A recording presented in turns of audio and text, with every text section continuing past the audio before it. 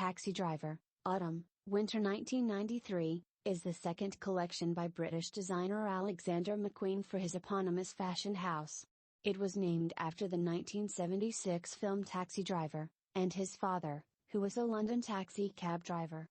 McQueen developed the collection following his 1992 graduation from the art school Central St. Martin's. At the time he was unemployed and seeking a job in the fashion industry, although he was reluctant to launch his own company. He worked on designs to pass the time. The collection included experimental techniques and silhouettes, most notably the bumpster trouser, whose extremely low waist exposed the top of the intergluteal cleft.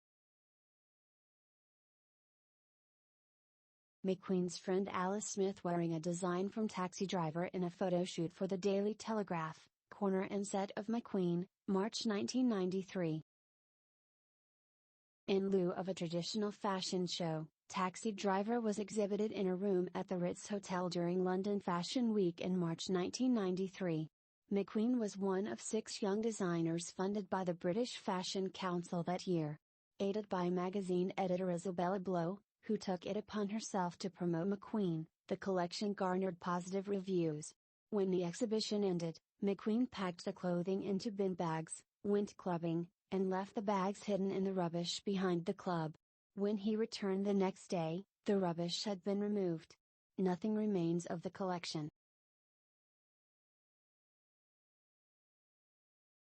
British designer Alexander McQueen, born Lee Alexander McQueen, was known in the fashion industry for his imaginative, sometimes controversial, designs and dramatic fashion shows.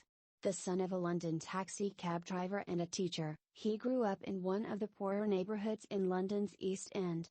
He began his career in fashion as an apprentice with Savile Row tailors Sanderson and Shepherd before briefly joining Gibbs and Hawkes as a pattern cutter. His work on Savile Row earned him a reputation as an expert tailor. In October 1990, at the age of 21, McQueen began the 18-month master's level course in fashion design at Central St. Martin's, CSM, a London art school. McQueen met a number of his future collaborators at CSM, including Simon Unglis, with whom he later lived. He graduated with his master's degree in fashion design in 1992. His graduation collection, Jack the Ripper Stalks His Victims, was bought in its entirety by magazine editor Isabella Blow, who became his mentor and his muse.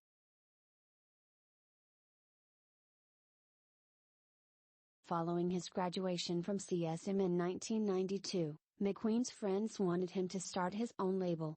He was concerned about the difficulty involved in launching a new business, and was more interested in landing a job with an existing fashion house. He had interviews, but nothing came of them. At times, he worked as Blow's assistant, but mainly subsisted on unemployment benefits.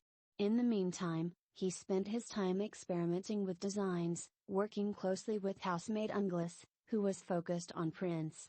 Eventually McQueen ended up with enough pieces to call a collection, decided to launch a small design label, and found himself in need of a name for his nascent company. McQueen chose to design under his middle name, rather than his given name of Lee, resulting in the brand name Alexander McQueen. Blow was fond of taking credit for this decision, saying that Alexander was a more aristocratic-sounding name than Lee. McQueen claimed it was his idea to use a different name so that the unemployment benefits he was claiming as Lee McQueen would not get cut off.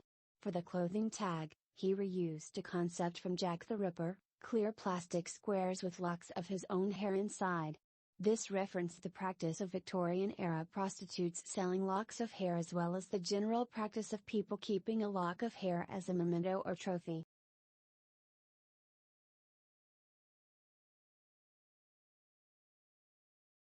A bumpster cut skirt from Highland Drape, Autumn, Winter 1995, demonstrating the extremely low cut which exposes the intergluteal cleft. Taxi Driver comprised some 26 pieces, 13 brand new designs, in addition to concepts reworked from Jack the Ripper and other miscellaneous items. Many designs featured the sharp tailoring that became a McQueen signature. The clothes in the collection were made with unconventional techniques and materials, partially because McQueen and Inglis could rarely afford to buy decent fabric. McQueen used liquid latex to finish the edges of some garments rather than sewing a hem. He made a tank top of 2 layers of a clear plastic shower curtain, with partridge feathers wedged inside. Another garment had feathers lined up vertically around the collar, obscuring the face. The feathers were supplied by Inglis, whose father was a gamekeeper. Inglis created a series of prints for the collection from photos of missing and murdered people, rendered in black and white on cheap cotton. This became a skater skirt and a top. He printed an image of Robert De Niro as Travis Bickle from the 1976 film Taxi Driver on gray taffeta, from which McQueen made a tailored jacket or vest. The most significant concept in the collection is the bumpster trouser, a brand new design whose extremely low waist exposed the top of the intergluteal cleft. Creating a completely new silhouette is a rarity in fashion, and a significant achievement. McQueen later described the bumpsters as an effort to demonstrate how the cut of a garment could radically change the appearance of the body. The other individual item of note was called the Scarlet Pimpernel coat, priced at £800. This was a grey coat dress with a jeweled collar and a cut right down the back that showed the wearer's whole spine. The collar alone took 2 weeks of work.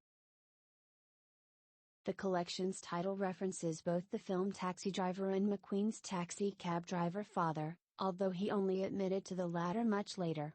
Andrew Groves, a fellow designer and early boyfriend of McQueen's, believed it was named to honor McQueen's father. Inglis dismissed this idea, recalling that the collection was named after the film, because he and McQueen thought De Niro looked incredibly fuckable as Travis Bickle.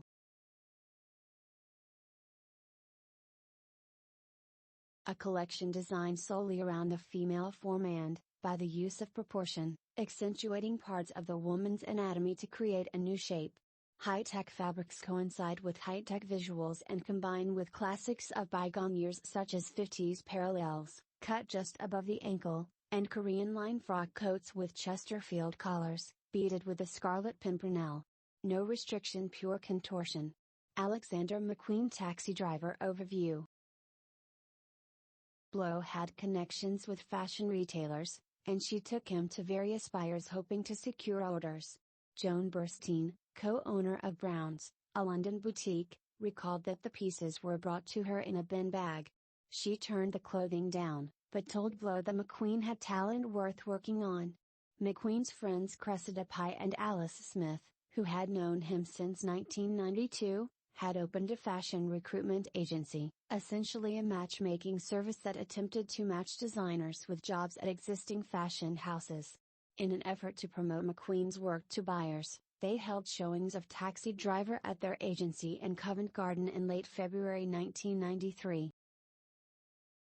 Because of the slumping economy, few designers presented runway shows during London Fashion Week in early March 1993.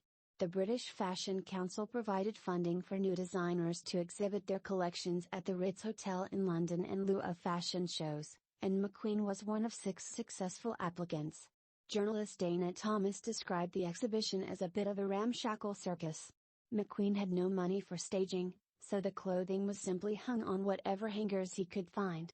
He neglected his own appearance, meeting buyers and journalists in clothes that were torn or paint splattered, and was often defensive when people made comments about the unusual designs. Once again, Blow took charge of promotion, corralling exhibition visitors into seeing McQueen's display. Alice Smith wore a feather-collared bustier from the collection for a photo shoot with the Daily Telegraph in early March. On the taxi ride home, it shed feathers everywhere. Neither Smith nor McQueen wanted to deal with it, so she left it behind in the cab. On the day the exhibition ended, McQueen and Inglis packed the garments up into bin bags. They went clubbing to celebrate, reluctant to pay the cloakroom fees. They hid the bags among the rubbish behind one of the clubs, started drinking, and promptly forgot about them. By the time McQueen returned the next morning, rubbish collectors had removed everything. Nothing remains of the collection.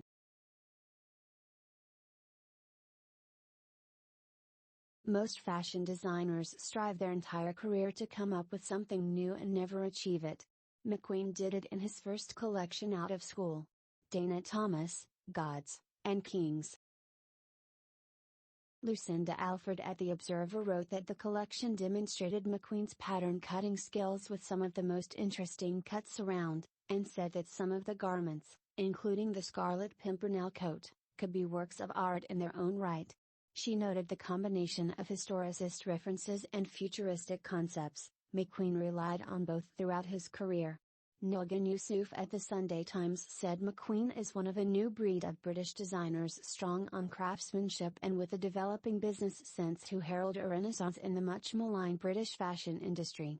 Ian R. Webb of the Times agreed, listing McQueen as one of a number of new designers whose designs are unequivocally of today. Their names should be world famous tomorrow. Writing in 2009, fashion journalist Sarah Moore recalls the Taxi Driver collection as the moment British fashion started to recover from a slump that began with the Black Monday stock market crash of 1987. Curator Andrew Bolton remembered the bumster as one of the garments that, very early on, would make his reputation as this provocateur. Journalist Susanna Frankel agreed. In a 2015 essay about McQueen's early years, she wrote that the collection showcased many of the signature traits with which McQueen would make his name. Academic Chris McQuaid argued that Taxi Driver had been integrated into the mythology that surrounded McQueen. The complete loss of such an early collection adds to the spectral quality and sense of loss that overarches his identity as a public figure.